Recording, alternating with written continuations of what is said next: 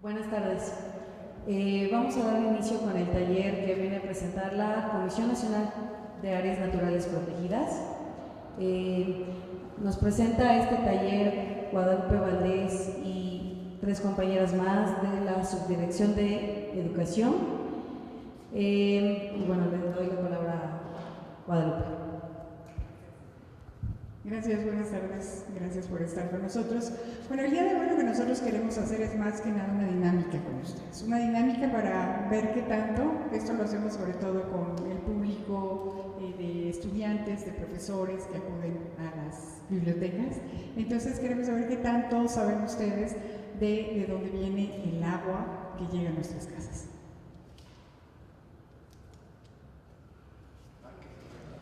Así ya de Pues viene buena parte del sistema Cutzamala, como a 140 kilómetros de aquí, de la Ciudad de México. Muy bien, el sistema Cutzamala. ¿Y esa agua que llega hasta nuestras casas, por qué tipo de procesos pasa? La bombea porque el sistema está más abajo y así de la bombea. Y Sonia, tú siempre has querido preguntarles, esa agua que está en el sistema Cutzamala, ¿de dónde viene? Sí, y de dónde vamos a hacer el papel que hacen los niños, que no aceptan nunca las respuestas, sino que preguntan, y más allá, ¿de dónde viene el agua que está en el sistema Cutzamala? Sí, pero es porque no comprenden. Es por eso la manera de preguntar de ellos. No tienen ni idea, las cosas se siguen preguntando. Eso es en realidad lo que sucede. Y entonces, ¿qué me puede decir usted? Yo Usted sí comprende. comprendo, pero a veces no sabe uno y deberíamos saber. Uno nada más siente que de la lluvia y luego de ahí se va a los ríos y todo eso, y entonces ya después llega a los lugares que se va recogiendo. Entonces ya usted hizo una relación con la lluvia, ¿no?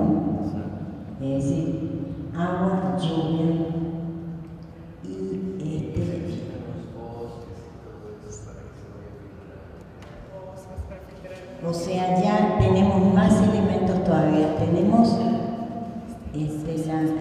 la lluvia, tenemos que la lluvia se relaciona con los árboles. ¿Por qué? Porque los árboles llaman la lluvia y entonces después la lluvia cae al suelo, se filtra, como decía usted, llega a los mantos freáticos y a veces se forman arroyuelos que a su vez después forman un río.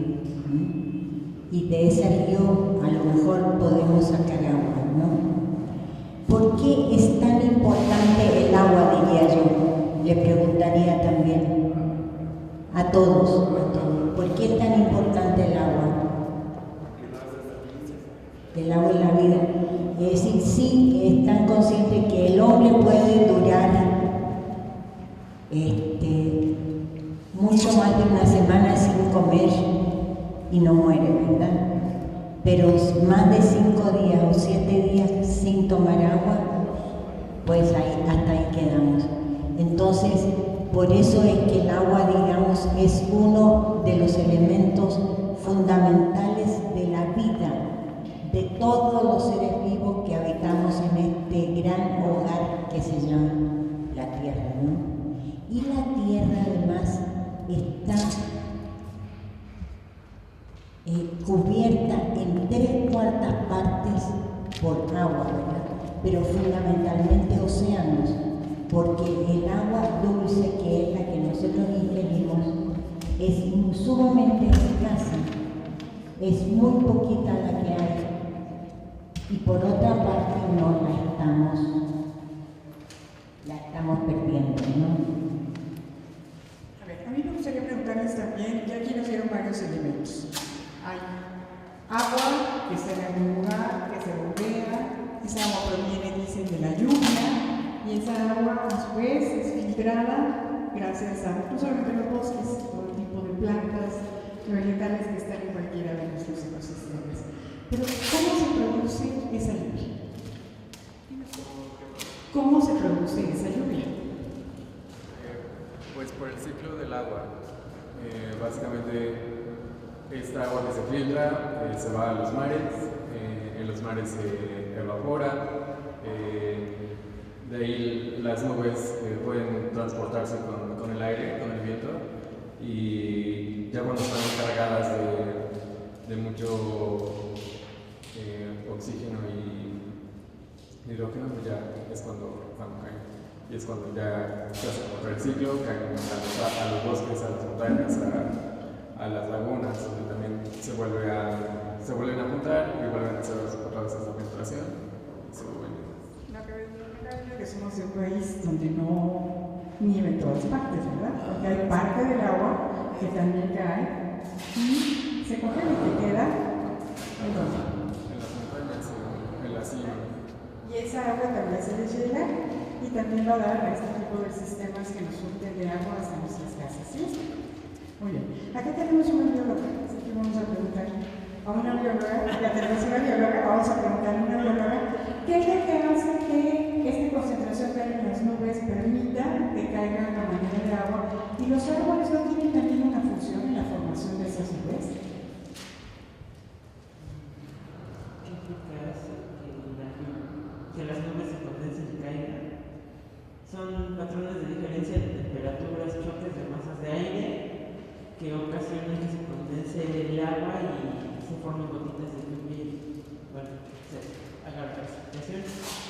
Y de los árboles, bueno, los árboles tienen adaptaciones, por ejemplo los pinos con sus agujas, con sus hojas tan largas, ocasionan que en las puntas se formen también agua, gotas de agua, y es lo que ocasiona que atraigan más masas de nubes para que se condensen y llueva ahí. Entonces ese es el papel de los árboles. En este ciclo del agua también los árboles tienen una función importante, los árboles, pero también las cactáceas, ¿no? También las cactáceas tienen una parte donde ellos contribuyen a filtrar la poquísima agua que cae en los desiertos, ¿cierto? Bien, bienvenidos. Tomen asiento, por favor. Entonces tenemos ya lluvia, bosques, árboles. Tenemos también nieve que contribuye a surtir estas fuentes de agua que tenemos. Hay quien dice que los árboles son fuentes de agua, son fábricas de agua, pero hay quien dice que son esponjas de agua. ¿Ustedes qué creen?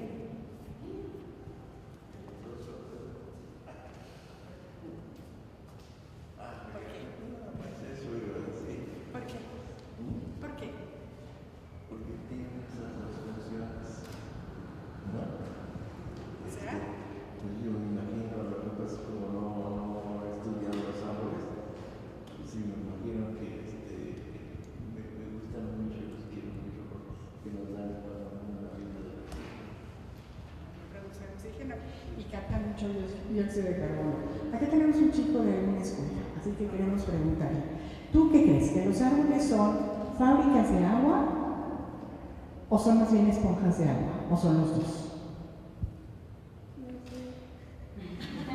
¿Conoces el ciclo del agua en tu escuela? ¿Viste la fotosíntesis? No sé.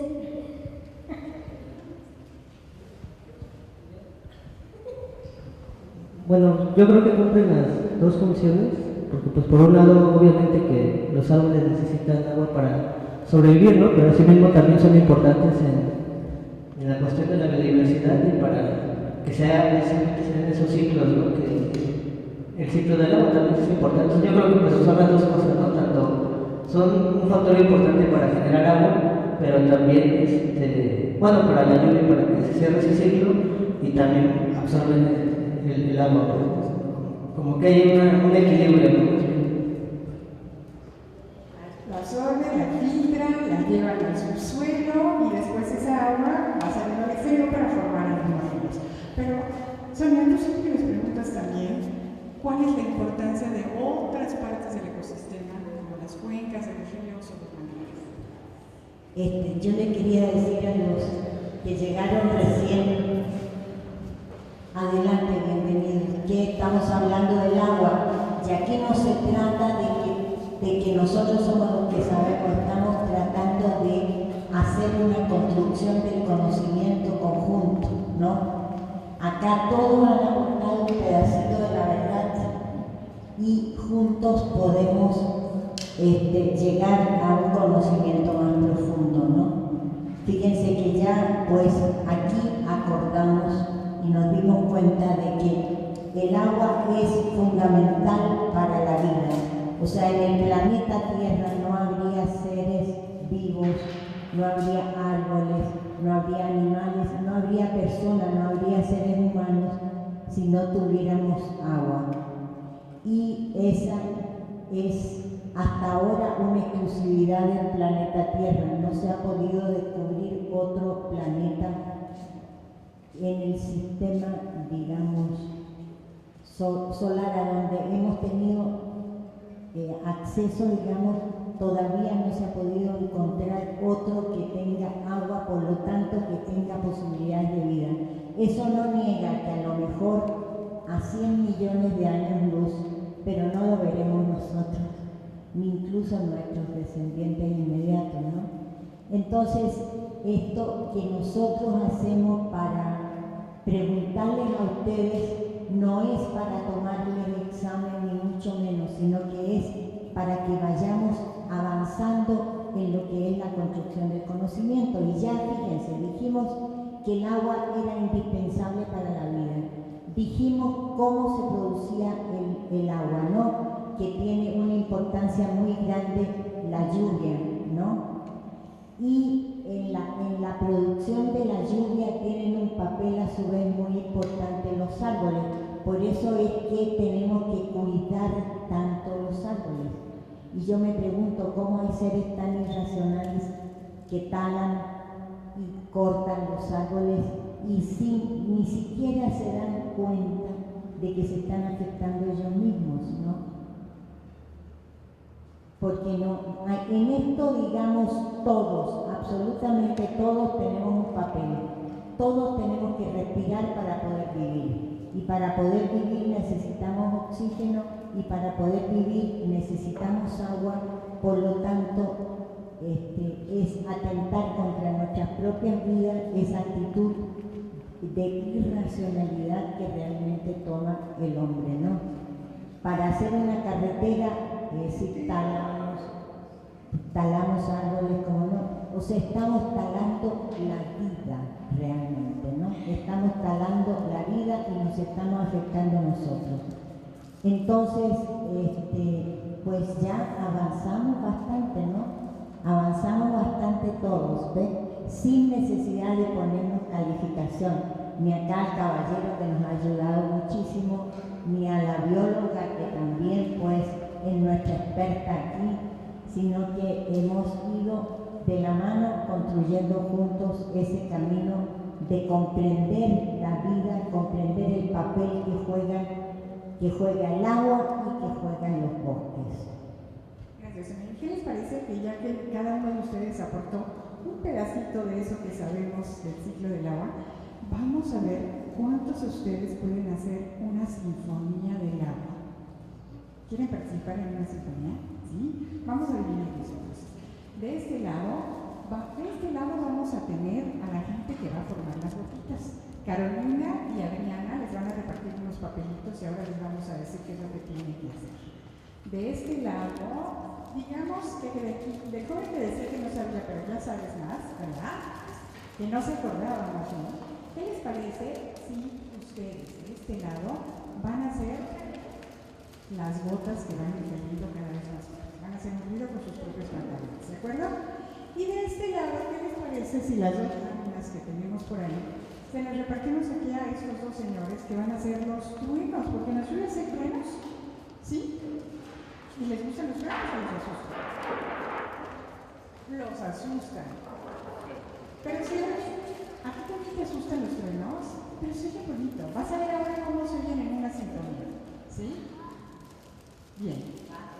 ¿Estamos listos para empezar? ¿Ya tiene todo el mundo papelito de este lado? Bien. Entonces, vamos a ver, vamos a hacer una sinfonía. Yo los invito a que cada uno de nosotros construya música con los sonidos de la naturaleza. De este lado, los que tienen el celofán van a hacerlo así, van a tratarlo suavecito, primero suavecito. A ver, vamos a ver cómo suena este celofán cuando lo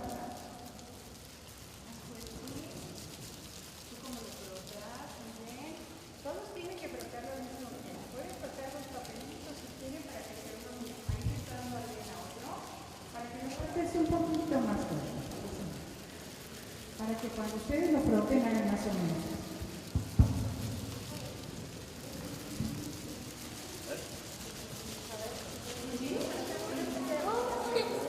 Bien. Vamos a empezar. Voy a sostenerlo un momento. Vamos a empezar entonces de este lado. Cuando empieza a caer la lluvia, ¿cómo empieza? ¡Wow! A ver, todos juntos, de este lado nos traemos el micrófono y ponemos los papeles. La lluvia, todos juntos empezamos. Ya, está lloviendo más fuerte, está lloviendo más fuerte, está lloviendo más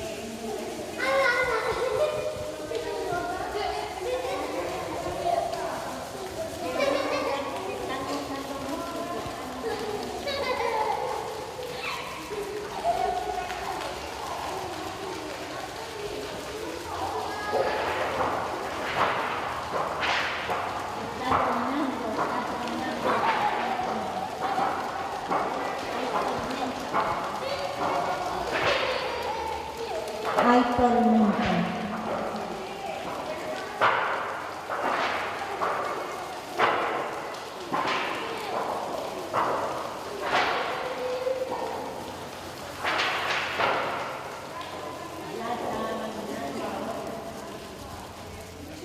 Y de este lado, suavecito, porque ya se calmó la lluvia. Después de que cayó la tormenta, ya se calmó, ya no hay truenos.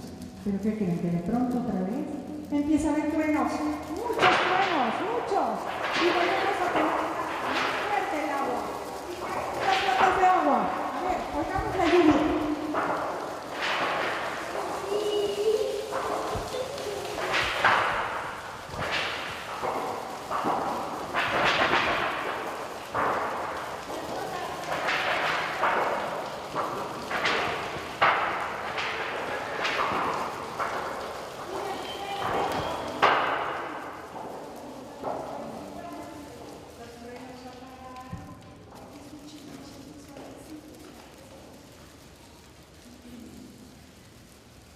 ¿Cómo ven? ¿Alguna vez ustedes habían sido creadores de lluvia?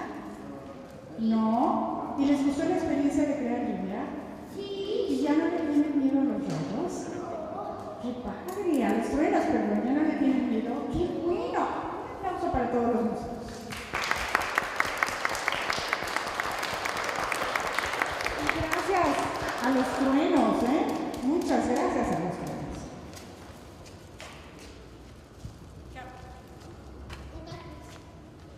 Bueno, como bien ya lo dijo Lupita, cada uno de nosotros podemos ser creadores de la lluvia. Sin embargo, cada uno de nosotros también somos pues destructores del medio ambiente, destructores del entorno que nos rodea, y justo lo que hicimos ahora nosotros, en poco tiempo o en mucho, no sabemos cuándo, no vamos a tener la oportunidad de poder tener esos sonidos, esos elementos de la lluvia. Por eso es tan importante tener actividades o acciones que nos ayuden a mitigar los efectos que nosotros tenemos en el medio ambiente, que son negativos. Podemos tener algunos otros, pero lo que nos interesa a nosotros es mitigar los efectos negativos. Ahora vamos a aprender un poco de cómo en el trayecto del agua esta se va contaminando, porque nosotros vamos poniéndole algunas sustancias, algunos otros elementos que lejos de ayudarle, más bien la contaminan y la degradan. Entonces ya nos llega a nuestra casa un poco contaminada, y bueno, lo que viene son enfermedades, infecciones, etc. Y esto es provocado, bueno, pues por nosotros mismos, porque no tenemos un límite en el uso de algunas sustancias que vamos a ver en este momento. ¿Sale? A ver, ahora cada uno de ustedes va a ser nuestro asistente y vamos a enseñarle a todo el público que tenemos aquí qué es lo que va a pasar pasando con el agua. ¿Sí? Sonia nos va a empezar a leer una historia de cuál es la ruta del agua. ¿Conocen ustedes la ruta del agua? No. Bueno, ahora la van a descubrir. Es el caminito del agua, ¿verdad? El agua viene desde lejos, viene por tubos y llega a las casas nuestras.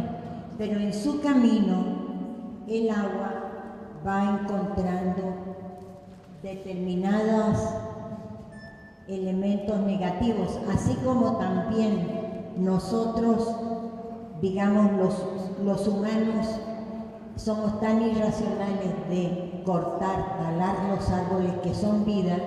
De la misma forma, el agua, que también es vida, la vamos contaminando con nuestras acciones diarias.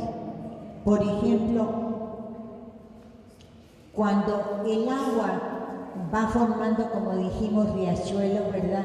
Esos riachuelos, antes de convertirse en ríos incluso, se van encontrando con que, bueno, hay árboles, ¿verdad? Los árboles sueltan hojas, le van cayendo hojas, van avanzando en su ruta, y también hay ganado, hay aves, hay animales que echan sus desechos en el agua, no solo animales y aves, sino que también seres humanos, ¿verdad? Pero todavía no llegamos a lo de ganado, Sonia. Estamos todavía en las hojas que están cayendo de los árboles. Sí, tenemos, lo podemos detener en las hojas secas de los árboles, ¿verdad? Y vamos a ir viendo cómo esa agua que está en el garrafón era un agua limpia, que era posible incluso ingerir. Pero vamos a avanzar, y mientras avanzamos más, vemos que también las aguas de los ríos se encuentran con agricultores que utilizan pesticidas y agroquímicos para sus cultivos.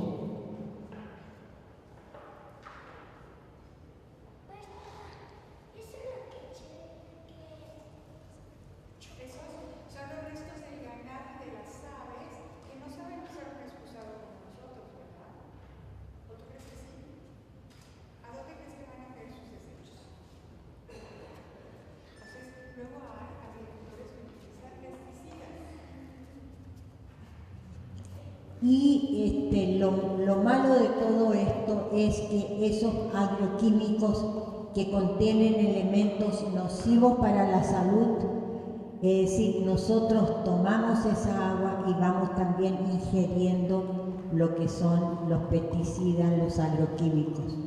Y después hay determinadas enfermedades que no sabemos de dónde vienen. Por último, esa agua también llega a la Ciudad de México. Imagínense, en la Ciudad de México, ¿qué contamina? ¿Quién me puede decir qué elementos ingresan al agua que la va contaminando más? A ver, uno, no le vamos a dar calificación ni 9, ni 0, ni 2. Todos vamos a aprobar, porque todos estamos contribuyendo a formar el conocimiento. Entonces, ¿quién me puede decir qué actividades o qué elementos en las ciudades van a contaminar el agua? A ver, ¿quién me puede decir?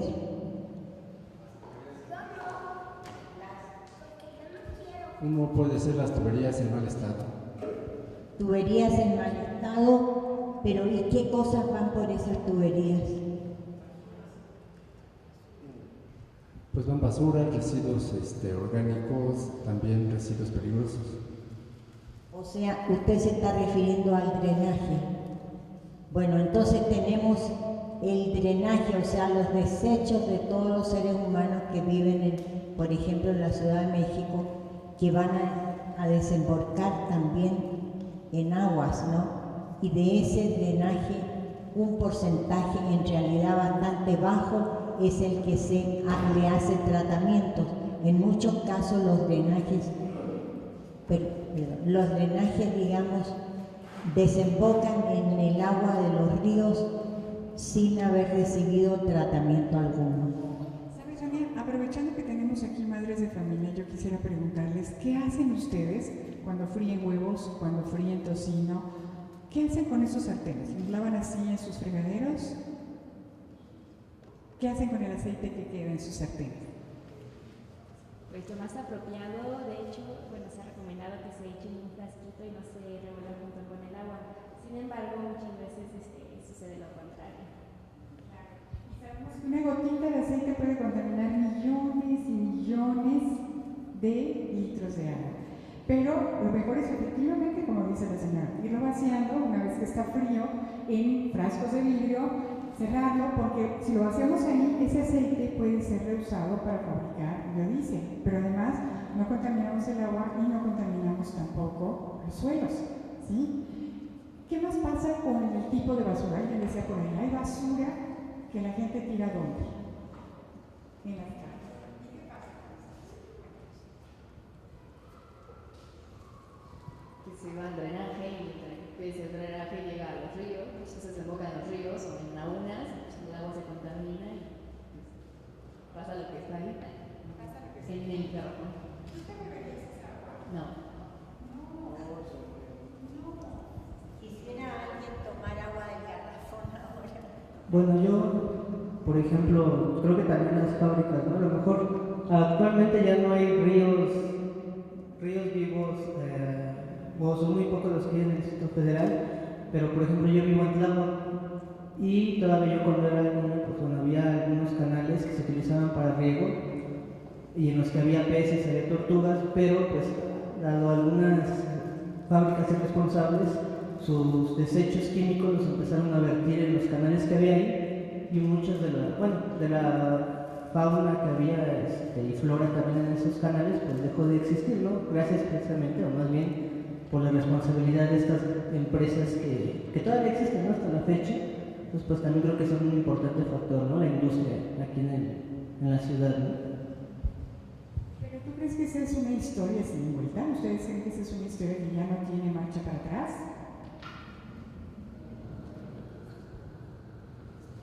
Pues yo creo que sí se puede, es difícil, creo que es difícil en parte por una, creo que sí es responsabilidad tanto del gobierno que haya programas, este tipo de talleres, por ejemplo, de concientización, y a la par también de la gente, ¿no? Creo que es como que por parte de toda la población, o sea, tanto de la gente, de los ciudadanos, de los empresarios o de los dueños de la industria y también del gobierno, creo que es un poco de todo, ¿no? Si hubiera mayor cooperación por parte de todos, creo que sí se pudiera cambiar, ¿no? Hemos visto, al menos yo he visto algunos documentales de algunos otros países donde se han podido recuperar ríos, ¿no? Bueno, al menos en algunos países en Europa donde se ha podido hacer, no sé si aquí en México también.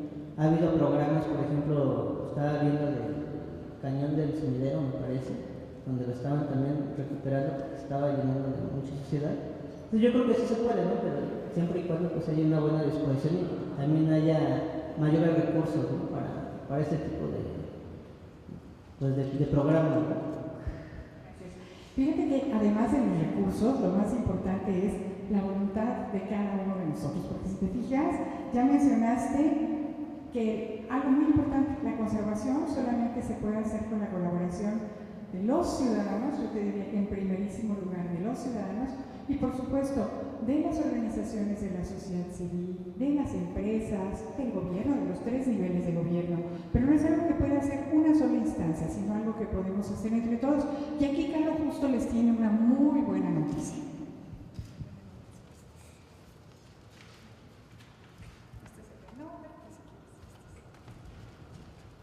Bueno, que sí, efectivamente nosotros tenemos como varias oportunidades en las que podemos nosotros aportar. Por ejemplo, ¿qué tal si en vez de utilizar insecticidas pudiéramos utilizar nuestra propia composta con los restos orgánicos de los alimentos que ya no se han desechado? Y de esa forma, bueno, pues ya no recurrimos a algunas verdulerías, algunas recauderías que seguramente los productos o las verduras que tienen ahí están tratadas con aguas no tan limpias e insecticidas. ¿Alguno de ustedes ha usado el agua de la lavadora para algunas otras actividades dentro de la casa?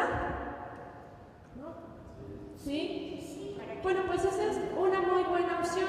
Utilizamos el agua de la lavadora, por ejemplo, en la casa de todos ustedes para lavar el patio. ¿Para qué otra cosa se puede utilizar el agua de la lavadora? ¿Para qué? El agua.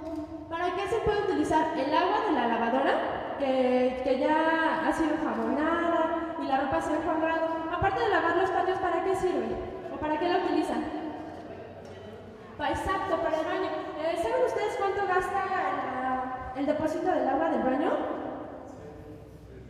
¿Cuánto gasta?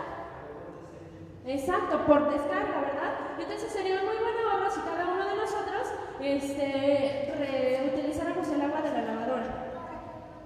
También es importante que juntemos el aceite, como ya lo dijeron, para que se pueda utilizar se pueda convertir en otros combustibles y de esa forma no contaminamos el suelo ni tampoco contaminamos el agua, ¿no? Sí, pero además de cosas directas con el uso del agua, está también todo eso que, como verán, poco a poco todos los seres humanos, o sea, no es nadie más que nosotros quienes vamos haciendo que esta agua está así prístina, transparente, limpia, cuando recién justamente empieza a formar esos ríos interiores, poco a poco empieza a quedar como esto. Entonces sí está en nuestras manos poder hacer muchas cosas, ¿sí? Está efectivamente poder reusar el agua que usamos en la casa para unas labores y usarla en otras cosas. Pero está también el que no arrojemos al agua, como decían ahí atrás, el aceite de los sartenes. Ustedes saliendo de aquí, ¿qué les van a decir a sus mamás que hagan con el aceite que va quedando en el sartén donde les fríe su huevito? ¿No saben? Pero ¿no oyeron lo que dijo la señora? ¿Qué dijo que hacía la señora? Que vaciaba, una vez que el aceite estaba frío, lo vaciaba en un frasco de vidrio hasta que estuviera frío el aceite, si no se rompe. Y lo tapa muy bien, y la siguiente vez que vuelve a freír otro huevito o el tocino, lo vuelve a echar en ese mismo frasco y va juntando mucho aceite en ese frasco y ya tapado lo tira a la basura. ¿Sí? Eso es lo que le van a decir a sus mamás. ¿Sí? Muy bien. Y van a limpiar, la sartén todavía la puedes limpiar con una servilleta de papel y de esa manera, ya cuando la lavas... Una servilleta. Y ya cuando la lavas, ya casi no hay aceite que vaya hacia la tubería del fregadero, ¿verdad? Sí, muy bien. Ahora, ¿qué otras cosas también contaminan mucho el agua? ¿A dónde van a dar, por ejemplo, las bolsas de plástico que nos dan en todas las tienditas y los supers? ¿A dónde creen ustedes que van a dar?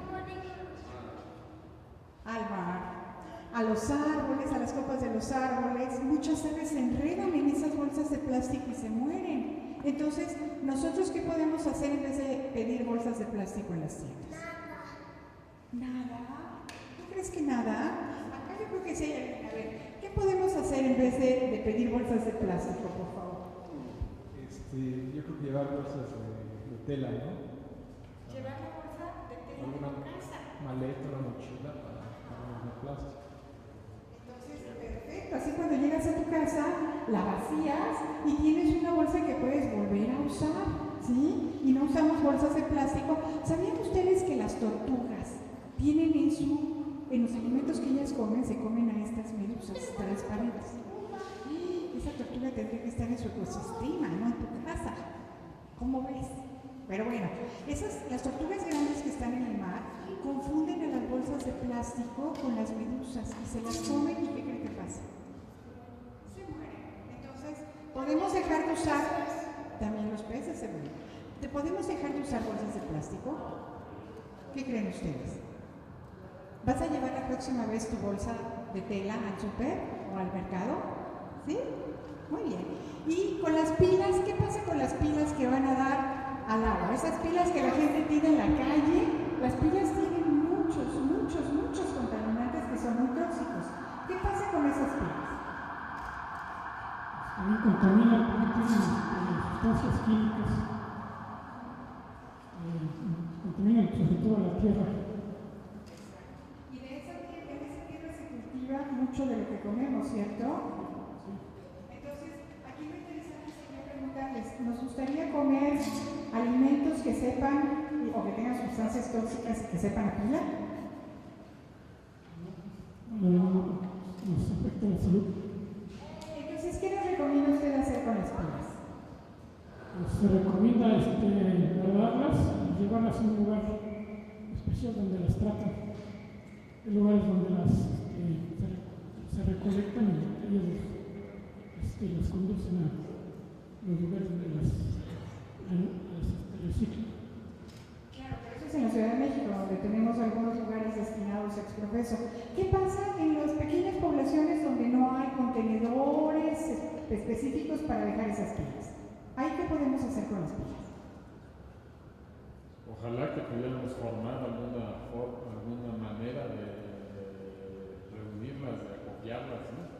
Aunque fuera un recipiente muy sencillo, habría que pensar cómo, pero ojalá no debería ser muy complicado. No, no lo es. Creo que se recomienda taparlas con masking tape en los dos lados. ¿Ya oyeron eso, chicos? ¿Les puedes repetir qué se recomienda hacer con las pilas usadas cuando ya no sirven? Claro, a las pilas tienen dos, bueno, es vertical y paradita, le ponen un masking tape en la parte de arriba y en la parte de abajo. Estas pilas ya selladas las guardan en un bote de PET, una botellita de esas de refresco, y las mantienen ahí. Esas creo que se pueden enterrar para no contaminar o algo así. No, exacto, eso es lo que no debemos de hacer.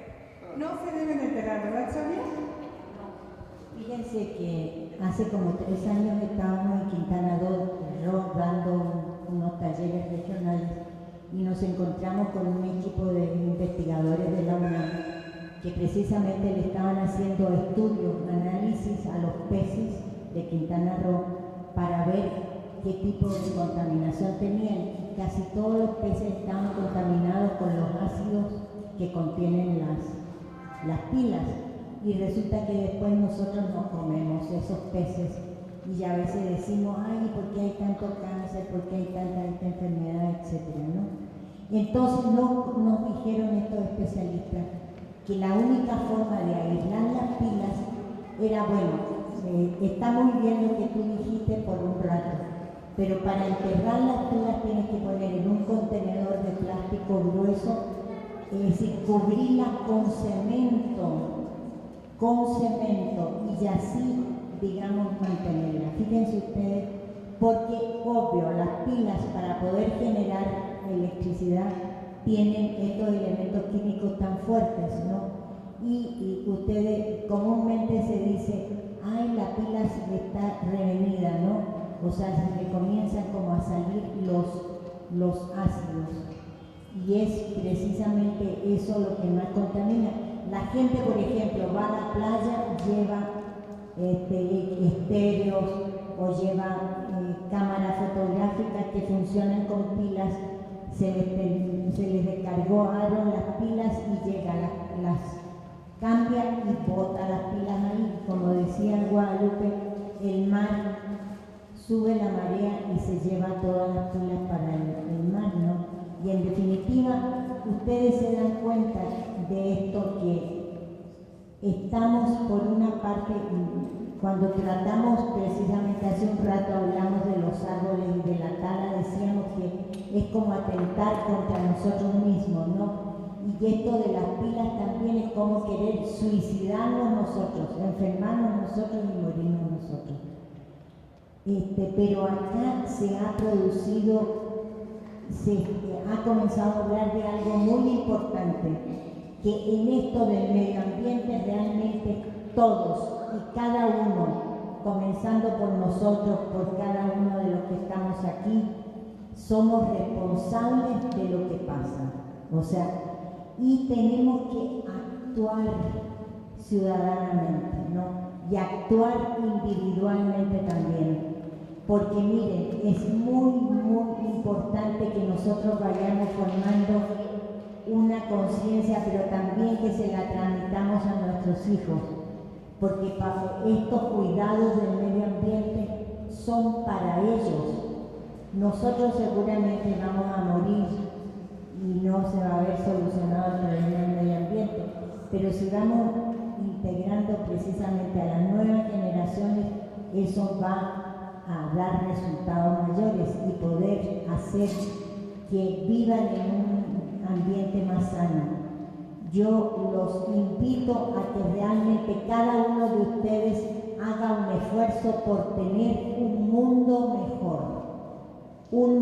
mejor en el cual los hombres sean amigables con el medio ambiente, sean amigables unos por otros y sean amigables consigo mismos, porque todo este atentado contra el medio ambiente es atentado contra uno mismo. Entonces los invito a eso, porque fíjense, hay un dicho de un filósofo que dijo: los hombres que en la historia de la humanidad nunca se plantearon lo imposible, nunca hicieron nada. Pero los que se plantearon lo imposible, así fue como avanzó la humanidad. Entonces le digo, yo les hago una gran invitación de todo corazón de que realmente todos actuemos en pro de un mundo mejor. Y fíjate que efectivamente la solución está en las manos de cada uno de nosotros. Allá les decía, no debe ser tan difícil juntar las pilas en un lugar donde no hay centros de acopio, tampoco es tan difícil juntar el aceite donde no hay centros de acopio. Imagínense que somos más de 100 millones de personas en este país, es un chorro, ¿sí? ¿Son 100 un millón? No, tengo que rectificar mi cifra, pero son muchos, somos muchos en este país, ¿verdad? Entonces imagínense si cada uno de nosotros hace una cosita así de chiquita para ayudar a que el medio ambiente a que no tengamos un medio ambiente contaminado. Nos gustaría hacerlo, sí, ¿verdad? Entonces, podemos poner nuestras pilas efectivamente en un depósito de plástico, irlas juntando, y ya que haya una gran cantidad de pilas, seguramente ir a todas estas instituciones como Recicla, que se dedican a estas organizaciones, que se dedican a hacer, a reciclar, primero a recabar y luego a reciclar muchos de los materiales que tenemos de desecho. Lo mismo podemos hacer con el aceite y después vendérselo incluso a empresas que se dedican a producir biocombustible. O el papel o el aluminio, podemos nosotros organizar en nuestra colonia, en nuestra cuadra, podemos organizar centros de acopio de papel, centros de acopio de las latas. ¿Ven cuántas latas hay? Y esas se venden. Y la mejor noticia es que mucho del plástico de esas botellas de refresco que luego tomamos y que vemos tiradas en la calle, qué feo, se puede usar para producir tabiques, para producir muros. Hay casas. Estas se producen con PET. Fíjate, qué buen uso una gorra de PET y no una botella tirada en la calle que está contaminando el suelo. Te la regalo. ¿No la quieres? No, tú la quieres, a ti te la damos. Bien, entonces sí hay muchas acciones que podemos hacer, pero la principal acción es la que como ciudadanos y formando grupos en nuestras propias colonias podemos hacer, porque es cuando entonces podemos exigir y pedir que haya no solamente un centro de acopio, sino un centro de reciclaje y que ese material se utilice en beneficio de nuestra propia colonia. Ahora, también ¿qué pasa con el agua? Con el agua que cae, esta agua de lluvia que decían ustedes que se forma en los ríos. ¿Qué es lo que podemos hacer? Podemos hacer recolectores de agua de lluvia y también nos pueden servir para distintas actividades dentro de la casa. Una chica de Michoacán en uno de los talleres nos decía que en un municipio de Michoacán ya el agua era demasiado escasa, entonces la comunidad de ese municipio lo que había hecho era que captaba el agua de lluvia y con esa agua se bañaba, lavaba la ropa, lavaba el patio, menos los trastes, pero que todas las demás actividades ya ellos habían adaptado para llevarlas a cabo con agua de lluvia. Entonces sería importante que nosotros no lleguemos como a ese límite de el agua ya es tan escasa que tenemos que captar el agua de lluvia. Podemos hacerlo desde ahorita para justo no tener que llegar como a ese tipo de límites y de actividades, ¿no? Ahora, ¿qué creen? Que aquí además de las personas tenemos otros grandes aliados que son nuevamente los árboles. ¿Sabían ustedes que en un año un árbol enfría igual que 10 aires acondicionados? ¿Se han dado cuenta cómo ha subido el calor en los últimos días? Si tuviéramos más árboles en esta ciudad, Pero árboles que además sean de aquí, no árboles que traigamos de otro lado, que son especies invasoras, sino árboles que preguntemos en los viveros de Coyoacán cuáles son los árboles propios de la Ciudad de México, y esos árboles nos harían muchísima más sombra. La Ciudad de México es una ciudad arbolada en algunas zonas, pero en otras no tenemos un solo árbol. Un árbol también en un año puede absorber 2.900 litros de agua de lluvia. Entonces imagínense tener una fábrica propia de agua de lluvia. ¿No les gustaría tener eso? Tu abuelita ya no tendría que ir por esa agua que me dices que como casi no le llega agua, ella sí usa el agua de la lavadora en su excusado, ya no tendría que ir a buscar agua a otros lugares, ¿verdad? Entonces también podemos hacer que con estos árboles tuviéramos mayor captación, que hubiera más agua de lluvia. Y también filtra 28 kilogramos de contaminación en el aire, porque saben ustedes que los vehículos, sí, no las bicicletas, pero sí los autobuses, sí los automóviles, ¿los qué? ¿Los trailers? ¿Los qué? Todos los vehículos generan mucha contaminación, ¿verdad? ¿Y sabían ustedes que los árboles captan parte importante de esta contaminación y la transforman en oxígeno? ¿Y sabían ustedes que los arrecifes también? ¿Conocen los arrecifes de corales de los mares? ¿Han visto fotos? ¿Sabían que esos también captan mucho dióxido de carbono? ¿No? Pues ahora ya lo sabes. ¿Cómo ves? Entonces, bueno, ahora lo que queremos hacer es que queremos ver cada uno de ustedes cuál va a ser el compromiso que va a hacer, porque nosotros, que va a ser para tener un mejor medio ambiente. Nosotros venimos de una institución que se llama Comisión Nacional de Áreas Naturales Protegidas. ¿Alguien sabe qué es un área natural protegida?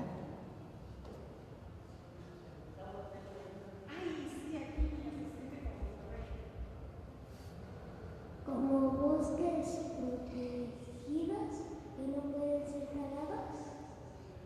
Hay una parte donde puedes talar, pero son aquellos bosques que no van a dañar la existencia futura de esos, o sea, son aquellos árboles que no dañan la existencia futura de los bosques.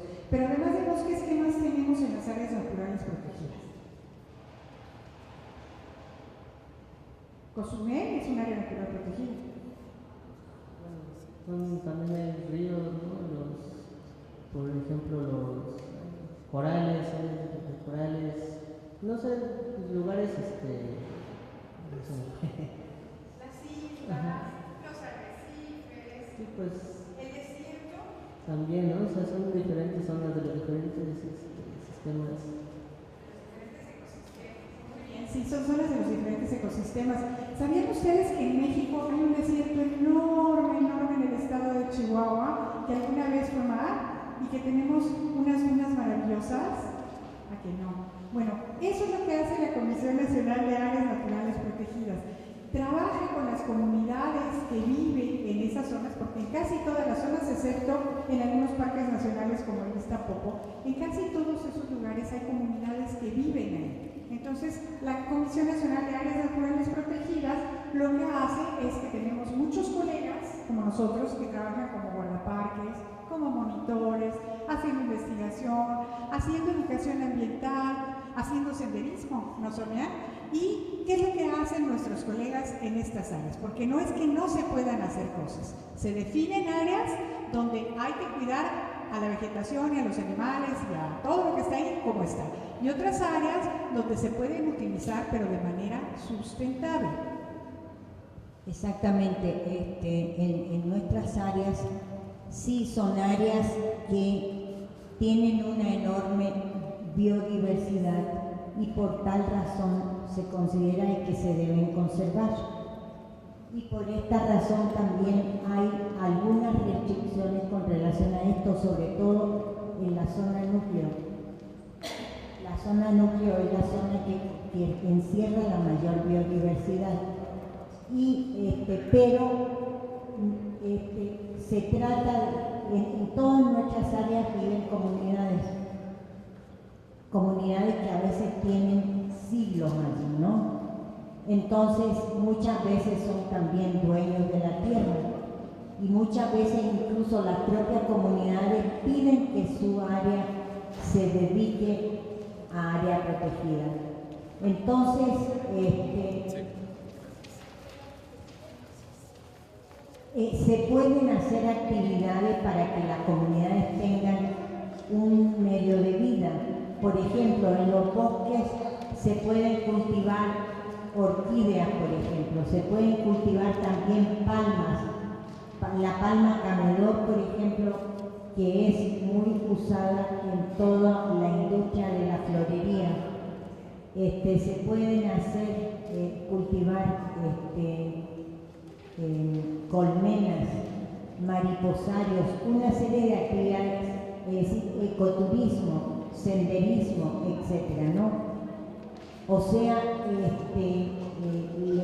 se desarrollan estos proyectos productivos alternativos para que las comunidades tengan un medio de vida y no se dediquen a hacer algunas actividades que antes estaban permitidas pero ahora no. Por ejemplo, talar árboles, ¿no? Solamente se talan los árboles que están enfermos, que tienen el gusano descortezador, etc., ¿no?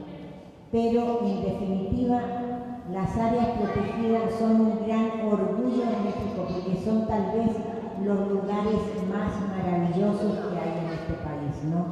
Porque tenemos áreas, por ejemplo, en Quintana Roo, está Cozumel, está Puerto Morelos, está Arrecifes de Xcalac, hay muchos, está Siancán, Yumbalán,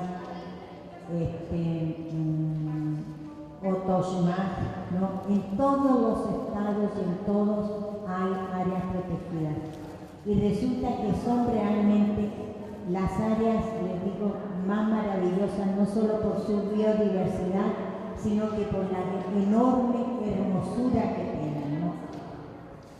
Pero no podemos dejar de lado una cosa muy importante que dijo Guadalupe.